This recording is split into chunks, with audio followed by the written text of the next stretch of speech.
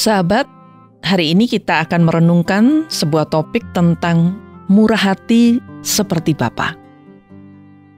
Sahabatku, alangkah senangnya bila kita berteman dengan orang yang murah hati. Kita tidak akan kekurangan apa-apa bila kita memiliki banyak teman atau kerabat yang murah hati.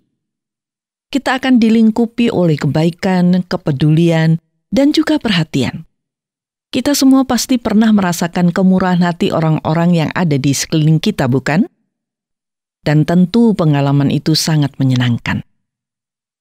Kata murah hati sudah tidak asing lagi bagi kita, karena kita sudah tahu arti dari murah hati. Bahkan kita sudah sering bersikap murah hati kepada orang lain, juga sudah sering menerima atau mengalami kemurahan hati orang lain.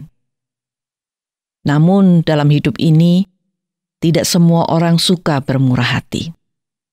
Kalau mau jujur, kita pun mungkin jarang melakukan atau bermurah hati. Meskipun kita tidak ingat lagi kapan terakhir kalinya kita bermurah hati kepada orang lain. Sahabatku, memang tidak gampang bermurah hati, apalagi bila kita ternyata seorang yang egois. Orang yang egois pasti sangat sulit bermurah hati.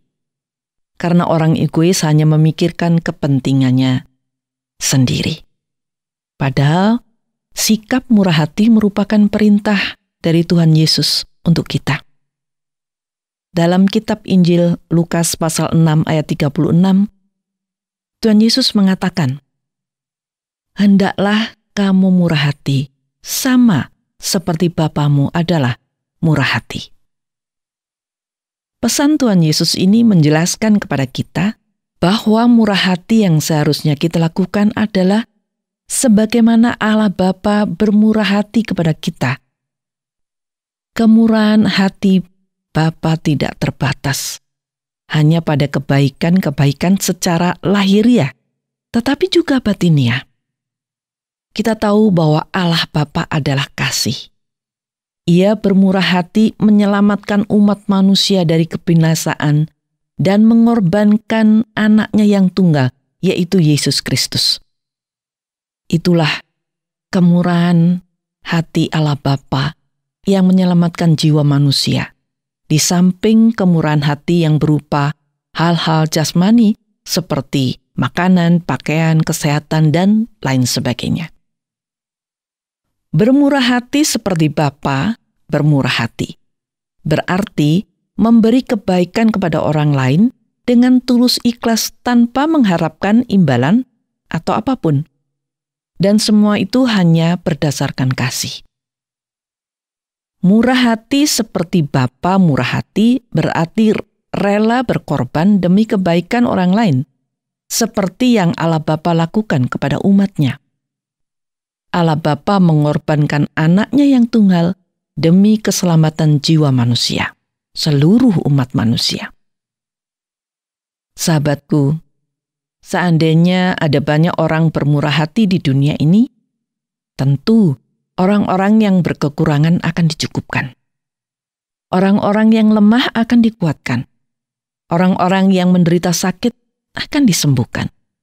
Dan orang-orang yang kesepian akan berbahagia karena selalu ada orang yang rela menemaninya.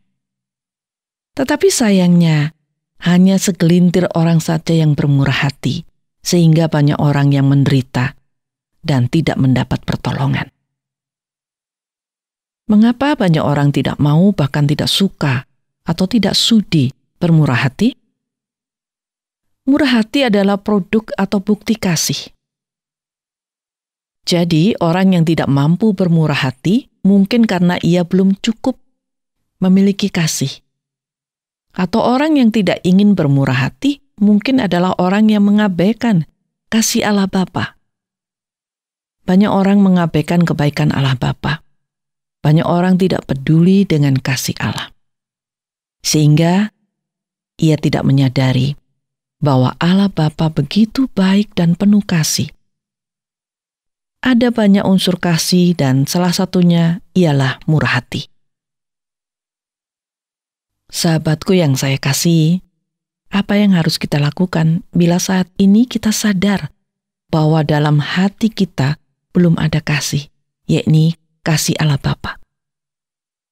Kalau demikian, kita bisa langsung memintanya kepada Allah Bapa kita, karena Dialah sumber kasih satu-satunya. Kita bisa memohon agar Dia menanamkan kasih di dalam hati kita. Maka kita akan mampu melakukan perbuatan kasih. Perbuatan kasih yang terus kita kembangkan akan mengikis keegoisan kita. Perbuatan kasih yang ada dalam hati kita akan memampukan kita berbuat baik kepada siapa saja. Lalu perhatikanlah apa yang terjadi dalam hidup kita bila kita telah menjadi orang yang bermurah hati. Sahabatku, satu hal lagi.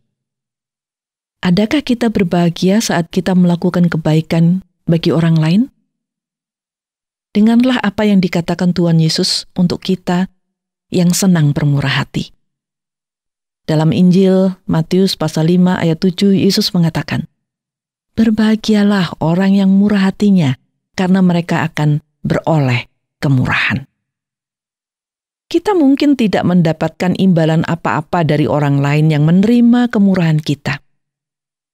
Tetapi lihat, apa yang akan kita dapatkan dari Allah Bapa kita yang di surga bila kita murah hati.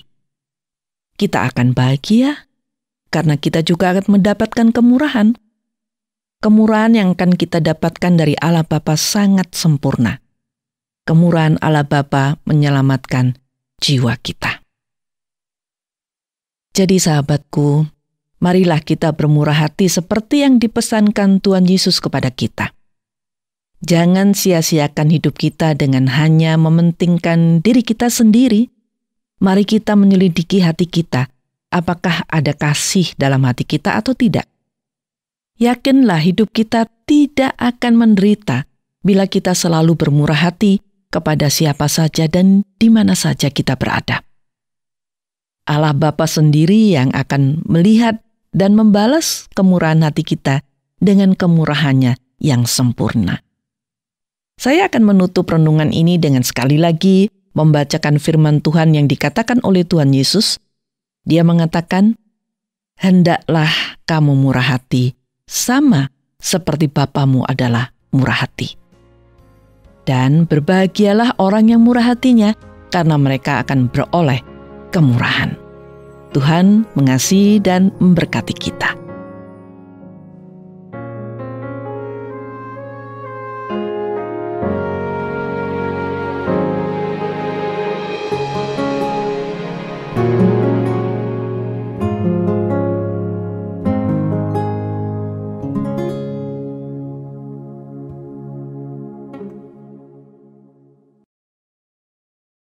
Terima kasih Anda sudah mengikuti program kami. Jika Anda diberkati, jangan lupa like, komen, dan share supaya Anda tidak ketinggalan setiap program terbaru kami. Jangan lupa juga untuk subscribe channelnya dan nyalakan loncengnya. Jika Anda ingin mendukung pelayanan kami, bisa melalui rekening kami berikut ini atau menghubungi kami di sini.